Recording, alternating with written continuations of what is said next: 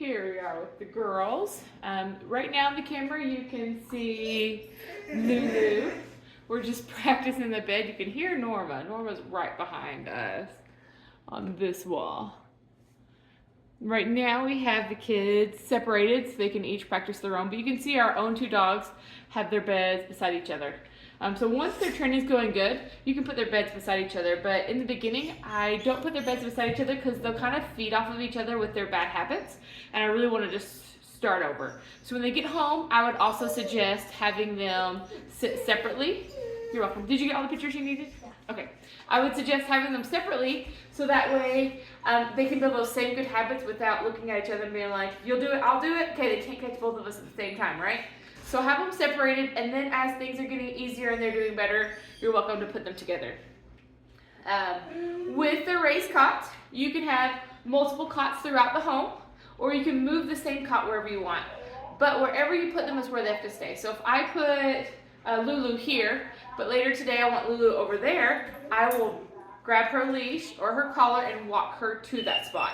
And so she can't just pick and choose which bed she wants right now. Right now we're doing, this is where it's at. So in the beginning, for the first few months, depending on how long it takes their behaviors that brought them to us to subside, it's a very strict program. We're really working on these are your boundaries, this is what we expect from you, this feels really good, this is what you want to do. So then we're changing their whole mindset to this is what I want to do, which is actually what we want them to do.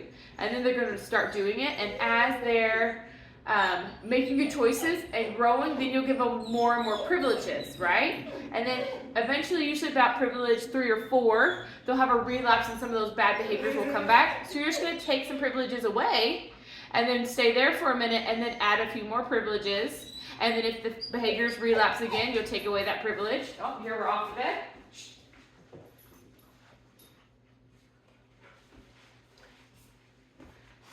And then you'll just kind of keep moving forward to progress. Like it kind of is like this. Does that make sense? That's how training works. Right there, you saw me give Lulu some distance pressure. I didn't have to get all the way to her this time. My goal is I'll be able to give distance pressure from across the room. We've all had those moments whenever our kids or even our husband does something naughty, we give them a look like, That is distance pressure. You're distance pressuring your husband or your child to know whatever they're doing is not acceptable. I'm going to do the same thing with the dogs. I changed my energy level from this, oh, you're doing so good, to this, that's not okay. And it changes their behavior because they can read that emotion, that aura that we have, that those feelings, and they'll change what they're doing. So eventually I'll be able to get farther and farther and farther away and still be able to correct them. And that's how it works in the yard. So the more friends, like Norma and Lulu came to play at the kennel, the more they come and play at the kennel, the better this training program does too, because we actually use that same distance pressure in the yards. So we'll have a 1/4 of an acre, and in the beginning we'll have to go right up and do distance pressure to correct them.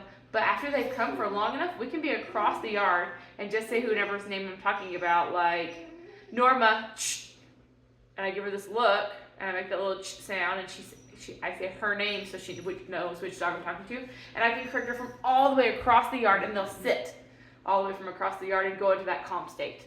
And that's what we're wanting. We just want that distance pressure to be able to grow and grow and grow. So right now, we talked about all these boundaries that we're having. We have these boundaries so they can morph into so much more. So as our fur children are getting it and they're progressing forward and we're able to start giving them privileges and they're behaving really well and everyone's doing good, these can morph into cool things. Like let's say, I don't want to bring a cot somewhere, but they have a rug by their front door. Do I have a rug by the front door? Yeah, I do. We have this. You went to someone's house and they have a doormat right by the front door. Well, I could tell my dog, this is your space, right? Right here. Apply distance pressure, tell them to stay there, do those same little circles, and then move on. And now my dog is going to stay on this rug at my friend's house while we're there at our friend's house, instead of roaming the home or whatever. Or let's say I'm at a barbecue and everyone's eating food and there's dogs running around and it's getting a little chaotic. You know what? I can place my dog on a place. Maybe I bring a cot because we're at a barbecue and it's a little more tempting. Or maybe I find their doormat and I just bring the doormat out and I tell my dog, this is where you're going to be.